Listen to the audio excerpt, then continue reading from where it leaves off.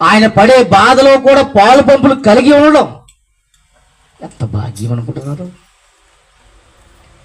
ఒక సహోదరు నిమిత్తము నువ్వు ఏం చేయాలి తెలుసా? పాటుపడాలి. ఒక సహోదరు నిమిత్తము నువ్వు బాధపడాలి. ఒక సహోదరు నిమిత్తము నువ్వు వేదన పడాలి. ఒక సహోదరు నిమిత్తము నువ్వేం చేయాలి?